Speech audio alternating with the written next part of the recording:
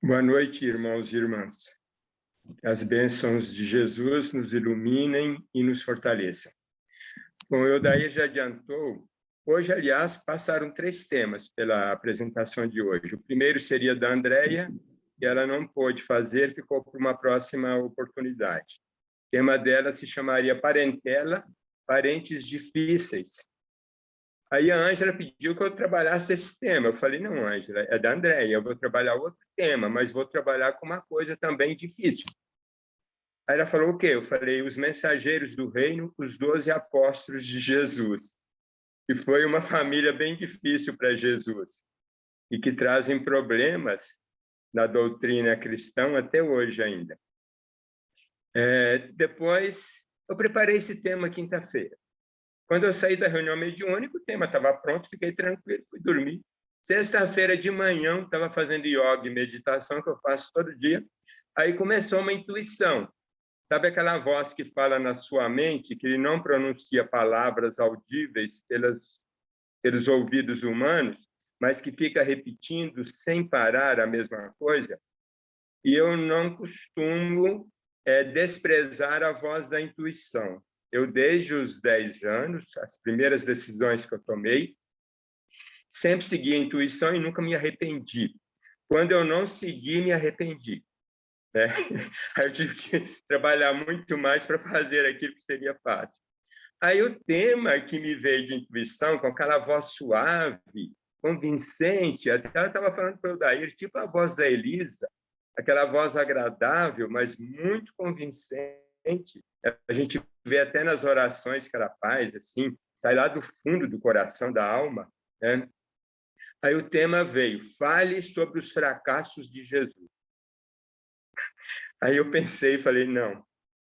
Pensei só, não. Aí ela insistiu, tá bom, sobre as dificuldades de Jesus. Né? E ela falou isso da seguinte forma, mude o tema da exposição. Contar histórias sobre Jesus e seus acompanhantes é fácil.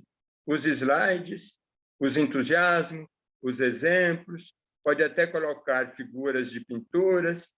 Todo mundo acha interessante. Todos gostam, mas não serve para quase nada. Até ela falou assim, não serve para nada. Depois ela corrigiu essa voz. Quase nada. Porque sempre a gente aprende alguma coisa com os exemplos de vida. Sempre a gente aprende. Né? Aí que ela falou, fale sobre os fracassos de Jesus. Como eu questionei mentalmente, ela falou, então fale sobre as dificuldades de Jesus. E aí continuou a mensagem. Lembra-se das mensagens de Jesus? Deus é o Pai de todos. Sois todos irmãos. Amai a Deus. Amai-vos uns aos outros, como eu vos amei. Fazei a vontade do Pai que está em cada um de vós. O reino de Deus está dentro de vós. O meu reino não é deste mundo. O reino do Pai é o reino dos céus. Ela falou para mim, você sabe disso? Você vive o que você sabe? Quase todo dia você participa de reuniões de estudo. O grupo lê, discute, cita exemplos, argumenta. Tudo muito intelectual e social. Você vivencia o que você aprende intelectualmente? A mensagem de Jesus é difícil de ser vivida. Isso eu pensei. Aí ela disse, e ele disse que seria fácil? Ele disse que o reino dos céus é para quem é forte de espírito. Ele, vivendo como um ser humano encarnado, como nós, vivenciou em plenitude tudo o que ensinou. E disse que todos nós poderíamos vivenciar também em plenitude as verdades dele.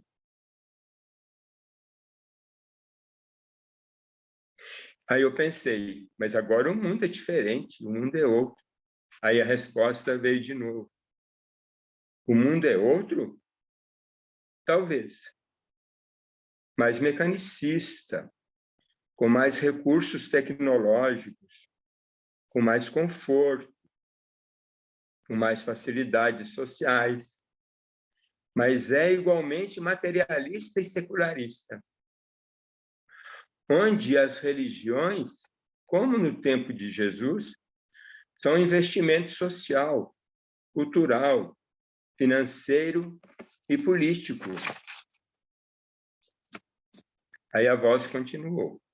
Com 2000 anos de trabalho incessante, Jesus olha para o planeta que ele elegeu para a sua encarnação entre milhões de outros planetas habitados, muito mais evoluídos que esse. Aí ele observa a Terra e vê um Deus privatizado por comerciantes da fé e de crenças, um Deus que é tratado como exclusivista, vingativo, justiceiro, e se torna inútil para a maioria das pessoas que teriam uma fé forte se lhes fosse dada a oportunidade por uma religião verdadeira.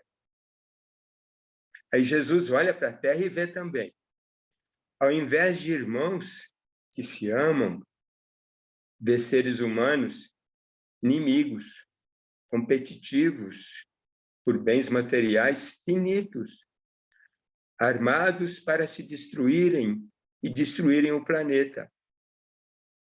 Aí ele olha para a Terra e vê de novo seres humanos, que ao invés de amor distribuem ódio, desprezo, medo, hipocrisia, servem ao seu ego, à sua ganância, ao seu orgulho mesquinho. Ele olha para a Terra e vê seres humanos que transformam o seu reino humano no capital consumista sem nem trabalho. Consumir um capital lucrativo do lucro pelo lucro. Aí ela continua. E você acha que a mensagem de Jesus não fracassou na Terra? Tudo isso ela disse porque eu questionei que Jesus não tinha fracassado. Bom, aí eu falei assim, a parábola do semeador. Aí a voz continuou. A parábola do semeador. Aqui a semente está sendo pisoteada. O solo é raso e pedregoso, porque as religiões são superficiais em geral. Os espinheiros são densos, porque os interesses materialistas abafam os interesses espirituais. Mas um pouco de solo é fértil. Então lance e cultive a semente onde o solo é fértil. Comece por você. Aí ela continua. Mas fique em paz. Jesus é paciente e insistente. A sua mensagem é para a eternidade. Jesus, Filho de Deus, nunca fracassa. Jesus, o Filho do Homem, se nós olharmos para a prática da sua mensagem, poderíamos dizer que ele fracassou bastante. Mas Jesus é também experiente. Ele é caminho, ele é verdade, ele é luz. Vejamos como ele usa essa experiência. Aí ela começou a falar um pouco de Jesus encarnado. Falou que Jesus escolheu a Terra para se encarnar porque a vida aqui é muito difícil. Difícil para viver e evoluir. Então, ele escolheu o planeta, possivelmente um dos planetas mais difíceis para se viver e evoluir, ele escolheu. E assim ele seria exemplo em todos os mundos, inclusive nos mundos mais evoluídos, muito mais evoluídos. Esse planeta era e é ainda escolhido pelos espíritos mais corajosos e aventureiros, para a sua individualização como seres, escolhendo corpos que ainda estão muito atrasados geneticamente, que fazem sofrer muito, e mentes também muito atrasadas, que poderiam ter evoluído muito mais, mas que perderam a oportunidade. A mente humana perdeu essa oportunidade, segundo ela. Então, é difícil evoluir nesse mundo. E aí eu me senti lisonjeado e lisonjeado por todos os seres humanos. Quer dizer que nós escolhemos esse mundo porque nós somos corajosos e gostamos de uma aventura. E que a nossa aventura, eu pensei que a nossa aventura não seja só material, que a nossa aventura seja espiritual. Isso, para mim, foi um grande elogio, né? Aí ela continuou, que a gente deve ter uma certeza que, apesar de todas as dificuldades, que o Pai ama a todos, não abandona ninguém. Ninguém. Outra certeza, que a alma elaborada aqui pode se tornar mais rica e experiente. Aqui o tesouro, ele se torna muito mais completo se ele for efetivamente elaborado, né? O terreno, o tesouro se torna valioso porque quando a gente chega no reino dos céus, a gente vai ter muito mais condições de continuar o caminho evolutivo, porque a gente já fez o mais difícil. Quem escolhe o mais fácil tem que voltar atrás no reino do céu e ajudar quem fez o mais difícil, se quem fez o mais difícil não cumpriu o que ele deveria ter feito, por causa das condições. Você não conseguiu cumprir no seu planeta de origem, de volta, de retorno, as condições, porque muitas vezes o planeta vai evoluindo depois de um certo tempo, tão rapidamente, que a gente não consegue mais recuperar tudo que a gente perdeu antes. Como Deus nos ama infinitamente, Ele dá outra chance. Aí eu lembrei do Livro dos Espíritos que fala disso. Quando a gente cumpriu etapas nesse mundo aqui que precisavam ser cumpridas e possíveis de serem cumpridas, a gente vai continuar em outros mundos. Eu entendi por causa disso. Aí ela continuou. Ela falou assim, o risco compensa. O problema é o começo, porque a gente chega aqui como um espírito simples e ignorante das condições reais do planeta, né? Aí a gente acaba, muitas vezes, se enganando nas nossas escolhas. A gente perde o rumo, porque a gente esqueceu o que a gente tinha combinado de fazer aqui. E aí a gente desperdiça muitas oportunidades com isso. Aí ela fala da encarnação de Jesus, que foi muito preparada em função da dificuldade que ele teria de ser um exemplo completo no planeta. E aí ela falou assim, pouco eu vou resumir, que Jesus, a mente de Jesus foi selecionada. Foi quando for escolher a mente humana para Jesus, foi uma mente selecionada para que ele não falhasse na carreira dele e fosse de fato o exemplo. Mas nós também escolhemos nossa mente antes de vir para cá. Nós escolhemos os nossos pais para ter um corpo de acordo com aqueles pais. Só que a gente chega aqui e não usa adequadamente a mente nem o corpo. E Jesus fez tudo para usar adequadamente essa mente e esse corpo. E também o corpo de Jesus foi escolhido para ser um corpo saudável, né? Aí, o casal escolhido, que se adequava à mente necessária para Jesus, o corpo necessário para Jesus, foi José e Maria. Foi um casal eleito entre muitos. Por quê? Porque, além de terem saúde, uma ascendência mental bastante interessante, eles tinham honestidade, coragem, resiliência e eram determinados. Eles não tinham medo de enfrentar os problemas. E Jesus daria muitos problemas para eles na primeira infância e depois também na fase de adulta, primeira fase de adulto. Aí, quando ela falou isso, agora comece o tema, porque agora começa a aventura terrestre de Jesus nesse planeta. Aí, Heraldo, eu queria que você mostrasse o primeiro slide.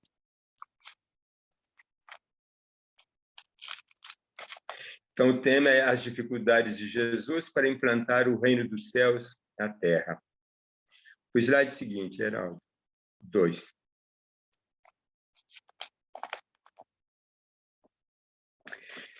Então, a primeira dificuldade de Jesus já começa na concepção. E aí eu vou ler no Evangelho de Lucas a mensagem de Gabriel, que Gabriel dá para Maria. Então o anjo Gabriel veio e disse: Alegre-se, Maria, você recebeu um grande favor de Deus. O Senhor está com você. Maria ficou sem saber o que fazer por causa da saudação do anjo. E, admirada, ficou pensando no que ele queria dizer. Então o anjo continuou: Não tenha medo, Maria. Deus está contente com você. Você vai ficar grávida, dará à luz um filho e vai chamá-lo de Jesus. Ele vai ser grande homem e será chamado o Filho de Deus Altíssimo. Deus, o Senhor, vai fazê-lo rei, como foi o seu antepassado Davi.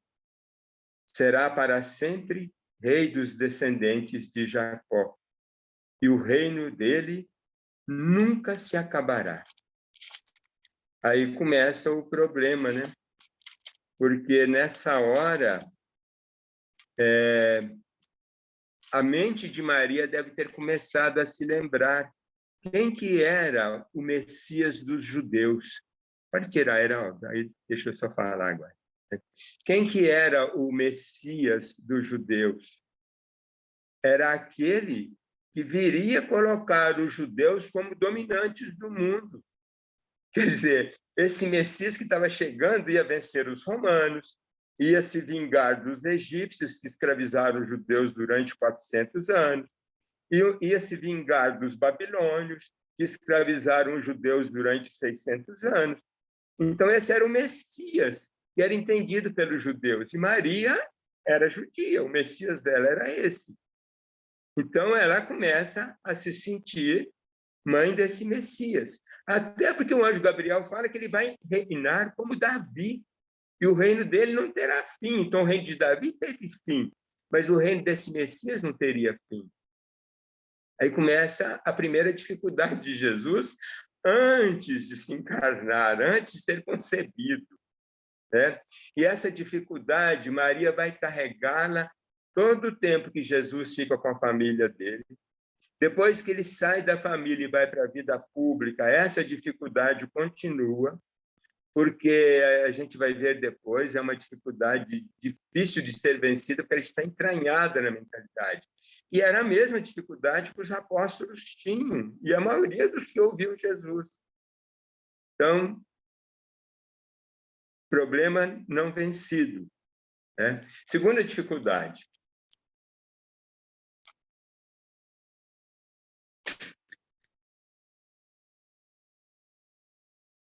A segunda dificuldade é a fuga para o Egito. Jesus se torna um refugiado para garantir a própria vida, né? Então, nessa segunda dificuldade dele,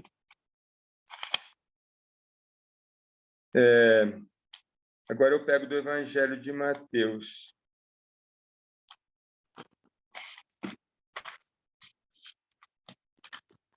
Vocês lembram que depois do nascimento, Jesus é levado ao templo. Aí, de novo, no 8º dia, acontece a circuncisão, que era tipo um batismo dos judeus. Né? Lá um profeta chamado Simeão profetiza que Jesus vai ser grande, etc. Aí Jesus volta para Belém. Né? Ele volta, ele foi levado à sinagoga de Belém, parece. Agora eu estou confuso, que eu acho que não sei se Jerusalém não foi de Belém mesmo. Aí ele volta para a casa dele, onde ele nasceu. Ele nasceu numa manjedoura, mas possivelmente ele estava na casa. No Evangelho vai falar agora. Jesus nasceu na cidade de Belém, na região da Judéia, quando Herodes era rei. Neste tempo, alguns homens que estudavam a estrela vieram do Oriente, as estrelas vieram do Oriente a Jerusalém e perguntaram: onde está o menino que nasceu para ser o rei dos judeus? Vimos a sua estrela no Oriente e viemos adorá-lo. Quando o rei Herodes ouviu isso, soube disso, ficou muito preocupado. E todo o povo de Jerusalém também.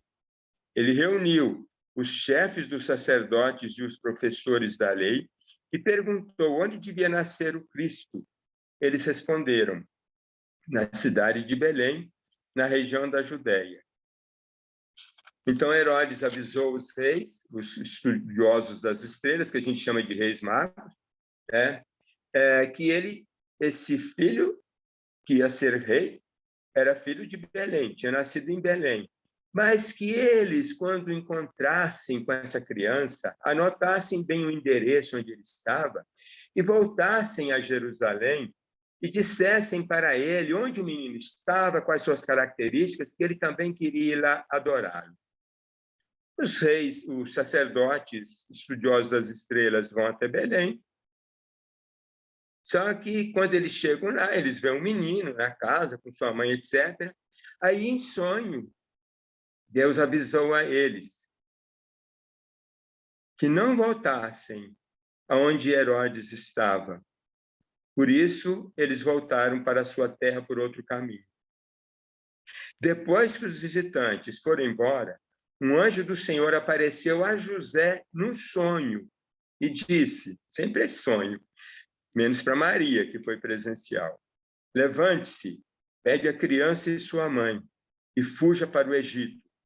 Fiquem lá até eu avisar, porque Herodes está procurando a criança para matá-la. Então José se levantou, pegou a criança e sua mãe e fugiu de noite para o Egito. E eles ficaram lá até a morte de Herodes. Aí Herodes, depois que José fugiu com a criança, junto com Maria, mandou matar todas as crianças em Belém e nos arredores que tivessem menos de 2 anos e que fossem filhos primogênitos. Alguns historiadores falam que foram 16 crianças que estavam nessas condições. Depois da morte de Herodes, um anjo do Senhor, Herodes, pela história, morre 4 anos depois da morte, depois do nascimento de Jesus. Depois da morte de Herodes, um anjo do Senhor apareceu num sonho a José no Egito e disse: levante-se, pegue a criança e sua mãe e volte para a terra de Israel, porque os que queriam matar o menino já morreram. Então José se levantou, pegou a criança e sua mãe e voltou para a terra de Israel. Aí soube que Arquelau, filho de Herodes, estava governando a Judéia no lugar de seu pai, e por isso teve medo de ir morar lá. Depois de receber num sonho mais instruções, José foi para a região da Galiléia e ficou morando numa cidade chamada Nazaré. A Bíblia, sempre que fala de sonhos, eu acredito que seja intuição.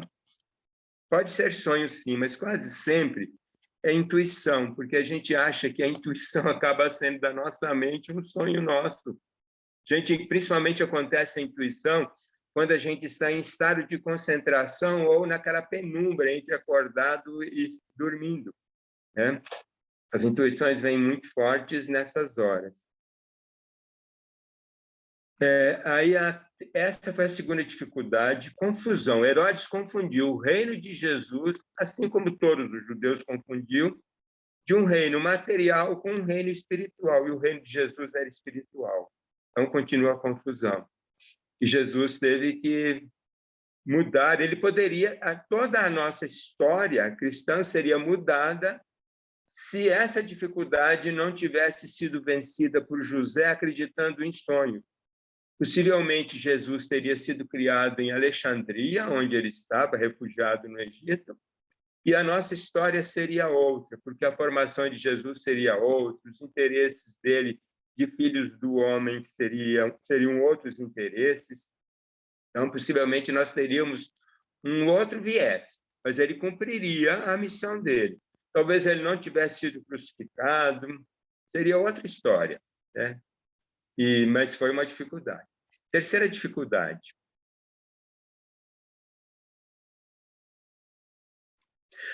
A família consanguínea de Jesus. Sentimentos contraditórios. 7:30. Sentimentos contraditórios. Bom, José voltou a morar em Nazaré. Jesus era o primogênito. Teve outros irmãos e irmãs. Ele se dedicou como primogênito a aprender a profissão do pai. Era costume também entre os homens judeus aprenderem várias profissões para terem opções, para tirar o slide, Geraldo, para terem opções de trabalhos diversos. Jesus aprendeu a trabalhos de oficinas de conserto de selaria, porque José fazia isso também. Nazaré é um nó de passagem de caravanas, também foi uma cidade interessante para Jesus, porque aí ele tinha contato com o Oriente, com o Ocidente, com o Mediterrâneo, com o Oriente Médio, tinha contato com várias regiões através das caravanas. Por isso que ele aprendeu a falar o aramaico, o grego, porque aprendia-se essas línguas nesses nós, para atender os caravaneiros, os comerciantes, que faziam a conexão. Como hoje é importante aprender o inglês, naquela época era o grego, o aramaico, eram línguas bastante faladas no mundo. E outra cidade que era interessante para Jesus ficar próximo era Jerusalém, porque na época da Páscoa chegava a ter 1 milhão de habitantes a cidade de Jerusalém, de pessoas que vinham de diversas partes do mundo para comemorar a Páscoa judia. Os judeus estavam dispersos pelo mundo naquela época, como continuam bastante hoje também, apesar de terem uma referência nacional, que é Israel. Então, Jesus, em Nazaré, ele aprendeu vários ofícios. A marcenaria dele também foi se especializando. José era um construtor de casas. Jesus foi especializando em outras áreas da marcenaria, porque se casas não houvesse para construir, poder-se-ia trabalhar em outros ofícios da marcenaria. E depois a gente vai ver que Jesus também foi pescador, e um pescador muito, muito sábio. Ele conseguia localizar cardumes só observando o movimento da água, coisa que os pescadores que trabalhavam com ele, Pedro, Tiago, João, André, muitas vezes não conseguiam fazer. Ele tinha essa perspicácia mental. Então, tudo isso foi muito importante. Ele dedicou muito tempo à família dele. Por quê? Porque aos 14 anos, José se encarnou. José morreu num acidente de trabalho. Herodes, o filho do Herodes que perseguia Jesus, o Herodes Agripa, que era o filho, não quis pagar a indenização da morte de José, e José trabalhava em palácios do rei, nas cidades em construção, né? E Jesus teve que trabalhar muito pesado como primogênito para manter a família dele, mãe, irmãos e irmãs. Aí o livro de Urântia que fala que Jesus tinha 5 irmãos e 3 irmãs. A última irmã que nasceu dele foi Ruth. Ela nasceu logo depois da morte de José. Maria estava grávida quando ela nasceu. E Jesus cuidou dessa irmã como se fosse, de fato, filha dele. Então, ele exerceu o papel de pai com os irmãos. Só que a família dele, por ser dentro dessa filosofia judaica, da religião judaica, achava que o Messias era aquele que ia imperar na terra. E Maria foi passando um pouco essa ideologia para os filhos, que o irmão deles era um filho escolhido, privilegiado, que seria o rei de Israel, que resgataria Israel, a importância de Israel. E diante daquela luta da sobrevivência, eles ficavam assim, a gente fala hoje, grilados, com a atitude de Jesus, que ele não tomava nenhuma postura diferente de qualquer ser humano para resolver os problemas econômicos da família. E trabalhava desesperadamente para sustentar aquela família numerosa. E, ao mesmo tempo, foi colocando os irmãos dele para trabalharem também, aprenderem ofícios e trabalharem. À medida que eles iam adquirindo idade, na época, 6, 7 anos, que podiam se responsabilizar de alguma coisa, ele colocava para cuidar de animais, pequenos animais que eles tinham, cuidar de horta, as meninas fazer queijo, ajudar a mãe em casa, os irmãos, o irmão mais velho, Tiago, e depois José, ajudar na marcenaria, né? Então, foi fazendo tudo isso. E os filhos de José, os irmãos de Jesus, nunca vão acreditar verdadeiramente na missão dele. Tanto assim que só Tiago, depois que Jesus é crucificado e ressuscita, é que começa a seguir um pouco os apóstolos para levar a mensagem de Jesus a outras pessoas. Ruth está ao pé da cruz, a gente vê no Evangelho, a irmã de Jesus, mas também não vira uma discípula de Jesus, até porque seria muito difícil para ela, porque depois da ressurreição, depois de Pentecostes, o grupo de mulheres, que era muito ativo no tempo da pregação de Jesus, foi praticamente desfeito pelos apóstolos. O preconceito era muito forte contra as mulheres. Jesus não tinha esse preconceito. Ele conseguiu, numa geração, praticamente, mudar a importância da mulher. Só que depois dele, essa importância foi esquecida. Ela não foi levada para frente. E até hoje a gente vê, pega, por exemplo, o catolicismo, quanto que a mulher é escanteada no catolicismo. Ela não entra na cúria romana, não participa da cúria, não pode ser sacerdote, nada. Por mais que o Papa Francisco tente mudar isso, não consegue, porque é toda uma estrutura que impede isso. E eu acho que também as mulheres têm um pouco de medo, porque essa cultura vai se implantando. Os irmãos de Jesus todos estudaram na sinagoga, e até os 12 anos, esse estudo na sinagoga se completava. E quando o adolescente completava 12 anos, ele tinha que ir a Jerusalém, ao templo. Jesus levou todos os irmãos dele. E ele também foi ao templo. Só que as mulheres não podiam estudar na sinagoga e nem ir ao templo oficialmente. A sala em volta do templo era uma sala exclusiva para mulheres e não chegava na parte principal do templo. Ele sempre achou isso muito esquisito, apesar de não mudar essas leis, porque ele não veio para mudar as leis do reino humano. As religiões institucionalizadas estão no reino humano. Ele se preocupava com a parte espiritual. Então, ele nunca lutou para mudar as questões sociais, econômicas e nem religiosas formais. Mas as irmãs dele, ele educou em casa. E colocou os irmãos também que frequentavam a sinagoga para ajudá-lo nessa educação. E ele fez isso até os 28 anos de idade, quando ele vai sair de casa depois. Vai ficar um tempo fora, mas só sai de casa quando ele consegue criar toda a família. Ele sai de casa quando a irmã mais nova tinha 18 anos, a Ruth.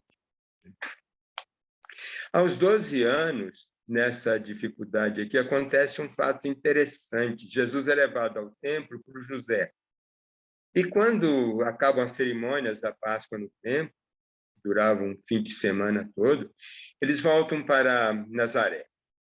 Aí Maria vai no grupo das mulheres, porque as mulheres não podiam ir junto com os homens, e ficavam separadas lá no templo, e José vai no grupo dos homens.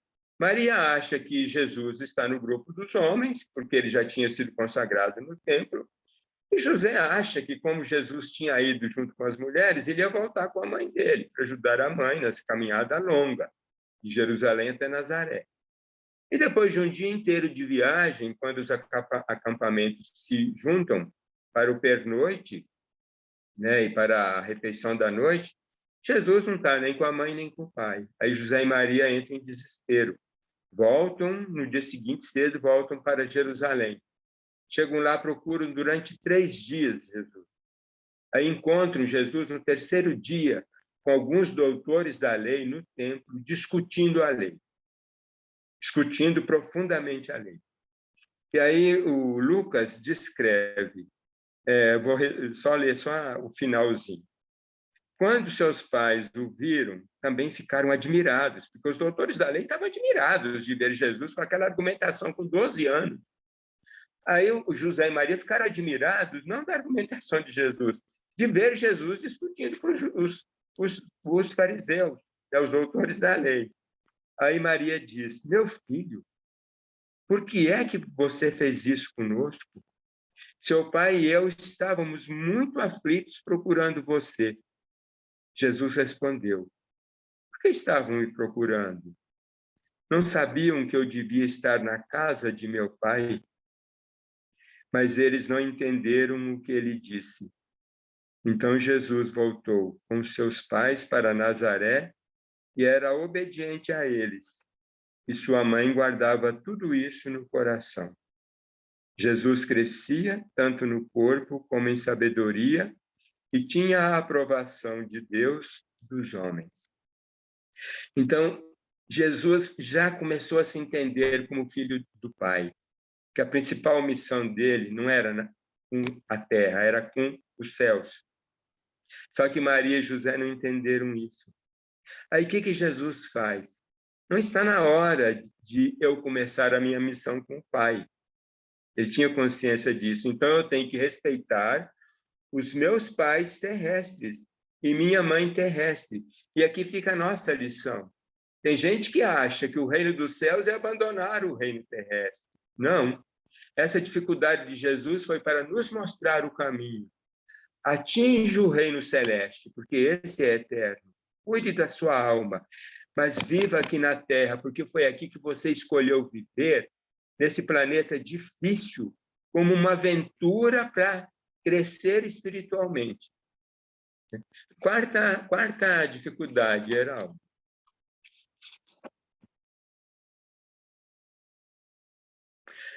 A quarta dificuldade é a família apostólica. Eu não vou insistir muito aqui, não, porque eu tenho muito conteúdo, porque eu preparei para falar sobre os apóstolos, os 12. Então, a grande dúvida dos apóstolos o tempo todo foi confundir reino dos céus com o reino da terra. O tempo todo. Volta e meia, eles se distraíam das lições de Jesus e confundiam. Por exemplo, Jesus falava que acessa o reino dos céus quem serve os irmãos, quem ama a Deus, quem escolhe Deus acima de tudo. Né? Volta e meia eles entravam em discussão para ver quem ia receber mais honras no reino dos céus. No reino dos céus não tem as honras terrestres, é outro reino. Né? Frustrações também. Jesus fazia de vez em quando aquelas curas que a gente chama de milagrosas, mas que não burlavam a lei natural, porque em outros planetas as leis são diferentes daqui, planetas mais evoluídos já não têm os problemas que nós temos aqui. A gente acha que é sobrenatural, cura do câncer, ainda tem gente que acha que é sobrenatural, é da ciência, nós estamos caminhando. A hanseníase hoje não é mais uma doença mortal, tem cura. Naquela época não tinha, curava só com mudança do tempo. Então vinha a espiritualidade e acompanhava Jesus observando, não podia interferir. Mas quando ele manifestava muita misericórdia pela pessoa e pensava o quanto que esse planeta era difícil para viver, então esse sentimento de misericórdia fazia com que aqueles seres que vinham de outros mundos muito mais evoluídos usassem o conhecimento deles e provocassem um efeito que para nós era milagroso, mas não era, era uma cura, curava a hanseníase, curava problemas mentais que a gente cura hoje com tratamento psiquiátrico, com remédios, né? E aí, então, virou milagre. Os apóstolos, sempre que acontecia isso, e muitas vezes eram grupos humanos grandes.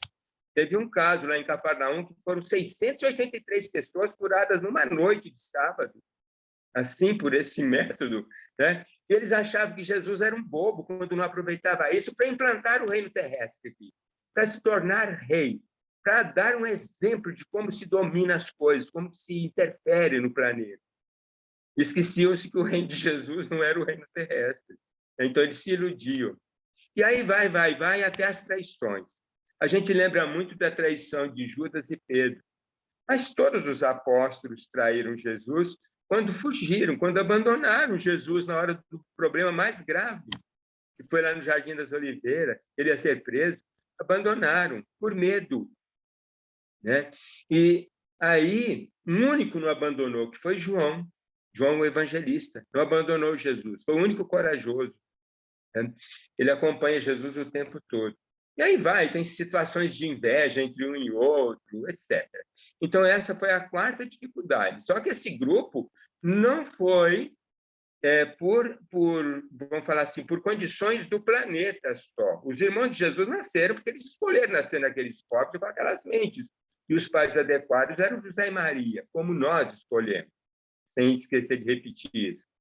Jesus, o grupo apostólico, ele escolheu 6 a dedo, e os outros 6 ele acompanhou a escolha feita pelos 6 anteriores que ele tinha escolhido. Então, no fim, tem a aprovação dele, todos os 12, e vão trabalhar com ele.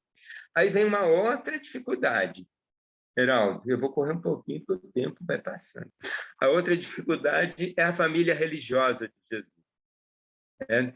Os interesses espirituais versus interesses materiais. Aquilo que os apóstolos sentiam enquanto Jesus estava encarnado, até Pentecostes, vamos falar assim, eles continuaram sentindo depois de Pentecostes. Só que já não tinham mais Jesus para chamar a atenção deles cada vez que eles cometessem esses contrastes entre reino espiritual e reino material e confundissem os dois, não entendessem as diferenças entre os dois. O Pentecostes é a chegada do Espírito da Verdade, o Espírito de Verdade, é uma energia crística espiritualizante. Os apóstolos estavam na mesma sala lá, que era da última ceia, era uma sala grande, ainda com medo dos fariseus, dos soldados romanos, dos soldados do templo, escondidos. E, de repente, vem aquela energia. E aquela energia crística espiritualizante lhes dá coragem e sabedoria. Os 12, mais todos que estavam por ali, receberam essa energia e saíram pregando. Só que, ao invés de pregarem a mensagem de Jesus, que Deus é nosso Pai, que nós somos todos, sem exceção, irmãos, que devemos nos amar uns aos outros, que devemos amar Deus acima de tudo. Eles esqueceram dessa mensagem e começaram a falar da vida de Jesus. Porque a vida de Jesus, contada nos seus detalhes, era uma forma de mostrar para aqueles que tinham condenado Jesus que eles tinham falhado, que Jesus tinha sido vitorioso, que Jesus não foi perdedor. E eles, como seguidores de Jesus, também não eram perdedores, eles também eram vitoriosos. E aí começa o cristianismo que nós temos hoje, né? Nosso cristianismo e o catolicismo mais forte, o espiritismo tenta fugir disso, mas a nossa cultura é muito pesada em nossa mente, em nós, nosso ser, né? Em nossa alma. A gente, de vez em quando, comete atos falhos e começa a falar da vida de Jesus. Por isso que eu recebi aquela orientação daquela voz, falar sobre os apóstolos, sobre Jesus, contar historinhas é muito fácil. Foi o que os apóstolos fizeram. Começaram a contar a história de Jesus, falaram da importância deles. Eles estavam presentes nos milagres, contaram cada milagre que eles presenciaram, como que eles ajudaram, etc. E isso foi até a morte deles. Os evangelhos mesmos, que foram escritos depois, a gente vê muito da história de Jesus. E não tem uma filosofia mais profunda sobre a mensagem de Jesus. que seria muito mais importante para a humanidade se tivesse sido seguida. Possivelmente, hoje, nós não teríamos pessoas ateias na humanidade, porque a mensagem de Jesus é muito profunda. Cada vez que a gente conhece mais Jesus, a gente mais o ama, quando vai na essência dele. João Evangelista conseguiu, no evangelho dele, que foi escrito por um discípulo dele, mas foi toda a filosofia. João morreu com 101 anos de idade. Então, ele conseguiu passar um pouco dessa mensagem de Jesus, do amor de Jesus. Mas também não é total. Ainda depois o evangelho foi meio picotado e acabou algumas partes sendo tiradas. O Apocalipse também, só sobrou um terço do Apocalipse, que era a revelação dos tempos, onde João colocava o que interessava para os tempos, e depois, conforme o interesse, principalmente na Idade Média, essa religião foi se institucionalizando, começou lá no século III, se transformando em religião oficial do Império Romano, e na Idade Média, que foi uma UTI do cristianismo. A Idade Média destruiu as mensagens, destruiu as pessoas, destruiu espiritualmente as coisas. No lugar da espiritualidade, ela introduziu misticismos, superstições, crendices, moralismos, formalismos, intelectualismos, sempre pautados nas superstições, traições, tudo em função do reino terrestre, guerras, assassinatos, tudo em função do reino terrestre. Jesus, na Idade Média, vai me desculpar, mas eu concordo com a voz, ele fracassou totalmente, a missão dele fracassou totalmente. Só não fracassou 100% porque houve espíritos que conseguiram guardar parte da mensagem. E aí a gente pensa, Francisco de Assis, muitos espíritos anônimos, que a gente não conhece o nome, mas que mantiveram a fé, que caminharam com a fé. Nós lemos um livro recentemente, Nos Rumos do Mundo de Regeneração, do Divaldo. Lá falava de uma Santa Isabel de Portugal, 1300, era uma rainha que preservou os valores do cristianismo, na caridade, na fé, etc. E assim houve muita gente. E um pouco da arte também, que preservou um pouco dos valores religiosos. Mas essa arte sempre ligada com igrejas, com castelos, com mosteiros. Então, ela estava um pouco contaminada também pelo misticismo. Mas houve um pouco da preservação. E a sexta dificuldade é a nossa agora. A sexta dificuldade são os tempos atuais, é a dificuldade da família humana moderna e pós-moderna. Começa mais ou menos em 1500. A humanidade caminha como se fosse um pêndulo. Então, o pêndulo, no tempo de Jesus, foi para o lado da verdade espiritual. O pêndulo do ano 300 até o ano 1500, a Idade Média baixa e alta, foi para o lado do materialismo, disfarçado de espiritualismo. No século XVI, começando em 1500, um pouquinho antes, o pêndulo vai para o outro lado de novo, mas não da espiritualidade agora, da ciência. E aí a gente corre o risco de se esquecer totalmente da espiritualidade. E foi bastante o que aconteceu. Como o misticismo, as condições de vida eram péssimas na Idade Média, quando a ciência chega, ela vai melhorando essas condições pouco a pouco. Aí as pessoas começam a racionalizar, a fé começa a ser racionalizada, mas esquecida. Não a fé raciocinada do Espiritismo. Kardec vem tentar trazer o pêndulo um pouco para o meio. O positivismo passa a dominar o racionalismo, o evolucionismo, o marxismo, o fascismo, o nazismo. E hoje, o materialismo e o tecnicismo. Nós damos muito valor à técnica, mesmo a gente que tem conhecimento dá muito valor ao tecnicismo e ao materialismo. A gente vê agora na Covid o quanto que as pessoas se preocupam com a parte material. É importante? Sim, mas não pode ser prioritária sobre o espiritual. A gente não pode perder a fé ou materializar totalmente a fé em função disso. E Aí, para concluir, tá? Então, essa parte mais moderna, a gente tem que, nós, pela meditação, pela prece consciente, pela conversa com Deus que está em nós, né?